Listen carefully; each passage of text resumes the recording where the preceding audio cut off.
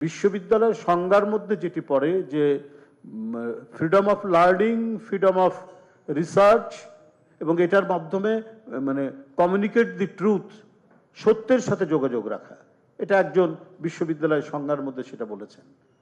এটাই মানে আজকে পৃথিবীর বিভিন্ন দেশে অনুসরণ করা হয়। কিন্তু শেখ হাসিনা বা ফ্যাসিবাদীরা এইটা পৃথিবীর কোনো দেশে দৃষ্টান্ত নাই। যখন ফ্যাসিবাদী শাসন বা নাৎসিবাদী শাসন বা ভয়ঙ্কর ডিক্টেটরিয়াল শাসন থাকে, তখন বিশ্ববিদ্যালয় ক্যাম্পাস, সমাজ এবং আশেপাশের কোনো কিছুই ভয়ঙ্কর রাষ্ট্রীয় আক্রমণের বাইরে যেতে পারে না। কিন্তু জিয়াউর রহমান দেখুন, ৭৮ সালে সামরিক আইন প্রত্যাহার হয়নি, ছাত্রদের প্রচন্ড বিক্ষোভের মধ্যে পড়েছেন, শারীরিকভাবে আক্রান্ত হয়েছেন, কিন্তু হতে দেননি, তিনি কি বলে যে গুলি চালাতে দেননি।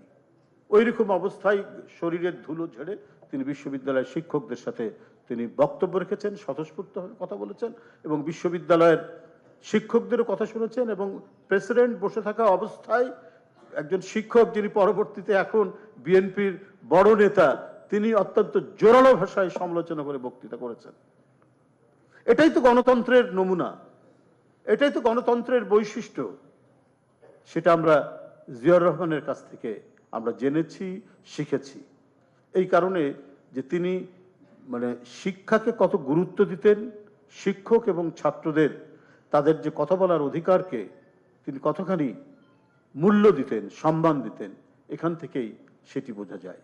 যে গণমুখী শিক্ষা যদি হতে হয়, উৎপাদনমুখী শিক্ষা যেটা হতে হয়, এখন যে শিক্ষা ব্যবস্থাটা চলছে এটা তো সেটি নয়। বরং জিয়াউর রহমান যেটা বলেছেন ওটা যদি আমরা উপলব্ধি করি এবং ওইভাবে যদি আমরা রাষ্ট্রীয় পলিসি আমরা নির্ধারণ করি, তাহলে সত্যিকার অর্থেই আমরা প্রোডাক্টিভ কিছু পাবো। অ্যাপ্লাইড কেমিস্ট্রি বা বায়োকেমিস্ট্রির ছেলে ব্যাংকের ম্যানেজার হচ্ছে, তো তার যে মেধাটা সেটা যদি তার কনসার্ন জায়গায় যদি সেটা নিয়োগ করতে পারতো, আমরা হয়তো অনেক সায়েন্টিস্ট পেতাম, ভালো ভালো সায়েন্টিস্ট পেতাম। আজকের যে বিশ্ববিন্যাস, এই বিশ্ববিন্যাসে আমরা দেখছি ক্ষুদ্র রাষ্ট্র অপেক্ষাকৃত অস্ত্রের দিক থেকে দুর্বল রাষ্ট্র আজকে বার খাচ্ছে।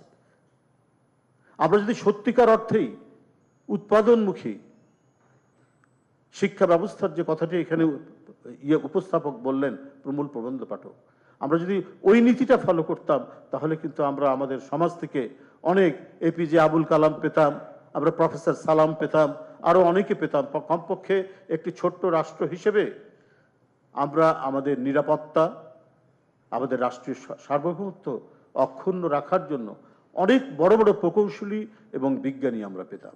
ডাক্তার কেন আপনার পুলিশের এসপি হবে? কৃষিবিদ কেন আপনার কি বলে যে প্রশাসক হবে?